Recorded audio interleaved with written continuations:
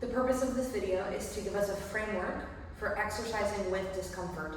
When is it okay, and when is it something that we should pivot from? Call them the pain rules. Rule number 1 is that discomfort should stay at or under a 4 out of 10. Your scale is correct. It might not be a 4 to me. That doesn't mean that it's not a 4 to you. We should also notice that it is quieter or the same with work. What I mean by that is that you do a rep or two and you're noticing, hey, that's making a little bit of noise. It's at or under a 4 out of 10, and it's either staying exactly the same or getting quieter as you continue to move through these sets and reps prescribed by your coach. That's good feedback. That is exactly what we need to be doing. The next thing that we should notice is that 60 seconds or so after the work is done, any residual pain is gone.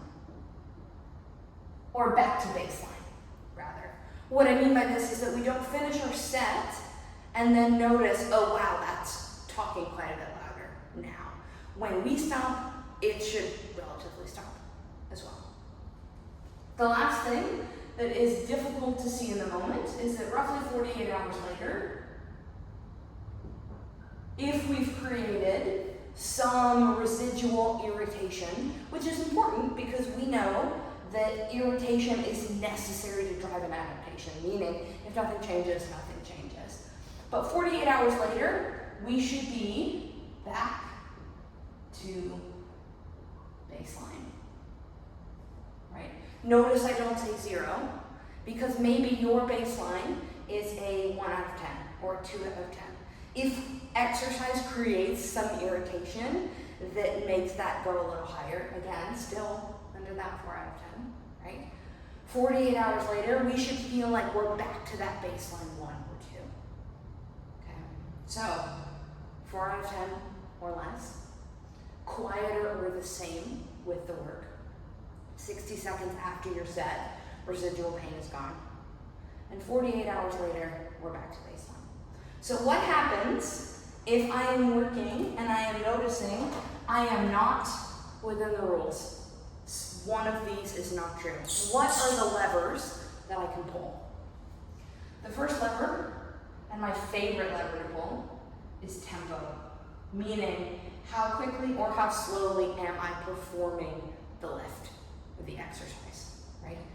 Tempo, slowing it down, acting like we're lifting through a vat of molasses or like we are moving against something that is really heavy, can be a really powerful way to make this and this become true. The next thing that we might need to manipulate is our volume, which could either be the weight that we are using to train with, or it could be the number of reps.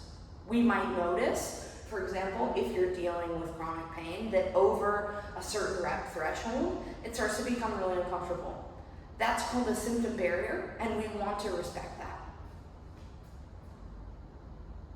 The third thing that we can manipulate is the ROM, or the range of motion. How far am I doing that thing, right?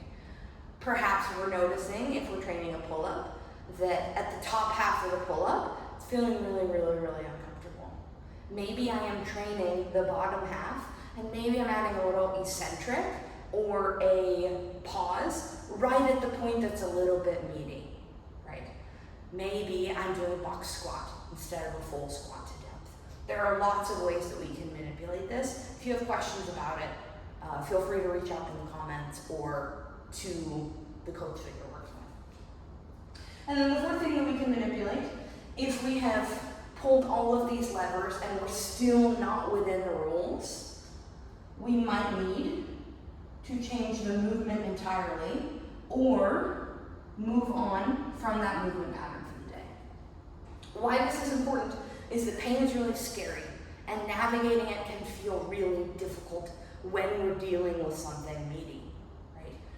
And if we're keeping ourselves in these rules, this can allow us to do the things that we love while still progressing in meaningful ways and not feeling afraid of pain and what it means. Pain can be a really useful tool if you know how to apply it.